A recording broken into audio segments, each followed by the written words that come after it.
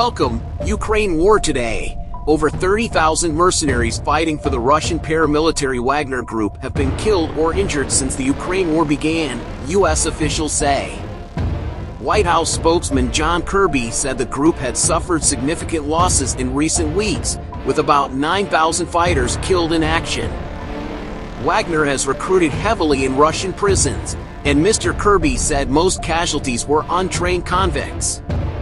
Despite the casualties, Wagner has made gains around the city of Bakhmut. Some of the fiercest fighting of the war has taken place around the eastern city, with Wagner mercenaries heavily involved in Russian efforts to capture it.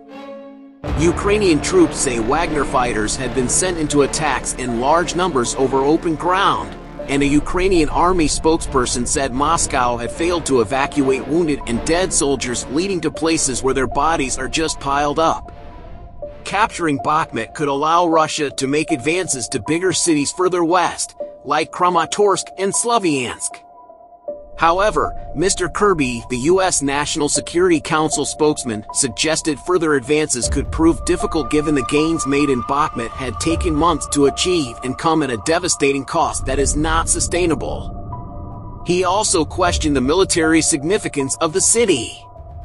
It is possible that they may end up being successful in Bakhmut, but it will prove of no real worth to them because it is of no real strategic value, Mr. Kirby told reporters. Elsewhere, UK intelligence officials have estimated that Russian regular forces and Wagner troops may have suffered between 175,000 to 200,000 casualties, including 40,000 to 60,000 deaths.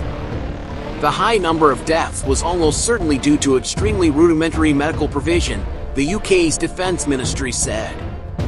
The Wagner Group was much smaller before the war, with just 5,000 fighters, most of whom were experienced former soldiers.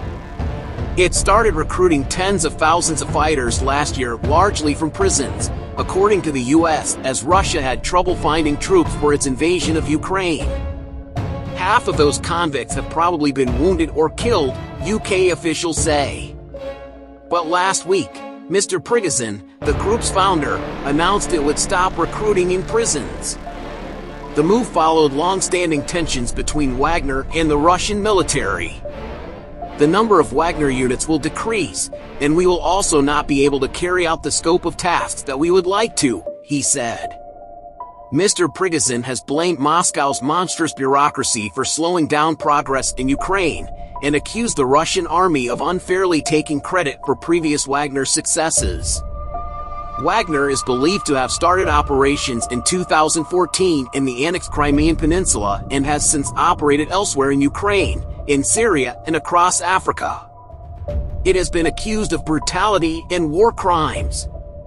The growing tension between Russian President Vladimir Putin and Yevgeny Prigozhin, the mercenary Wagner Group's boss, shows no signs of abating.